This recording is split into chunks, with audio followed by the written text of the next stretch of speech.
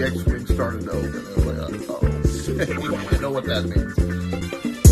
I forgot how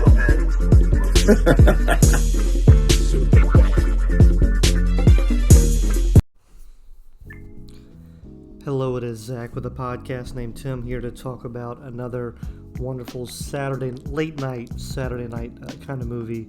If you like bad sci-fi movies, if you like bad kung fu movies, that's what we're here to talk about. And today we're talking about The Battle Wizard, which came out in 1977, has a 6.3 rating on IMDb, and a 1 hour and 17 minute runtime. And let me tell you, this is a kung fu movie that they packed to the brim in that hour and 17 minutes of just craziness.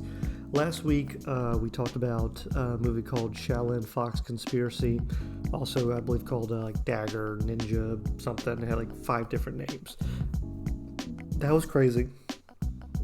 And I was going to go do another sci-fi movie this week.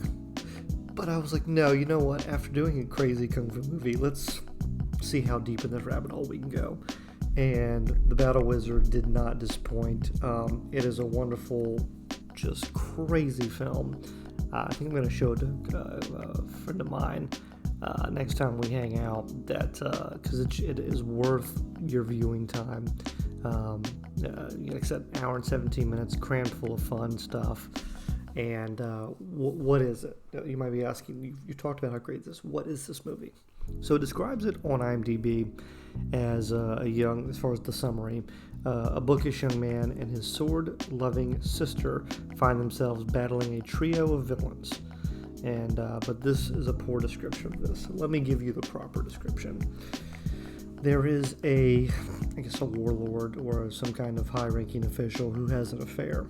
Years later, the spawn of his affair has been trained as an assassin, I guess, and she has sworn to her mother to exact the revenge. At the same time, his son of his actual wife is not wanting to learn kung fu. He's a scholar. He's not interested in that. Well, of course, the two of them, their paths cross, and they are almost going to get married. There are spoilers, of course, here. They're almost going to get married, but the father reveals to them what's going on, and all of the backstory. But what makes this movie crazy isn't the storyline, it's all of the other things that happen. There's a girl in this movie who has control over snakes in some form or fashion. I don't really know how to describe it. She has like snakes that she can conjure up and then throw at you, and they'll attack you and like burrow into your body. There's something called Yi Yang Finger, which is when you point your finger, it's like pretending, basically. Like you point your finger and a special beam comes out. That's like a martial arts style that is famous with this family. There is like a demon, like half crab person. They have like weird pincers and a weird like dome head. It's a bonkers movie, but the way that this the scholar who is not interested in being a kung fu artist, he doesn't want to do the work. What he's able to find is there is a red python that is a mystical animal in a lake. If you find this red python, bite it, drink its blood, you become basically a super kung fu guy, kind of like last week again with this Shaolin conspiracy, Fox conspiracy, where there was a magic elixir.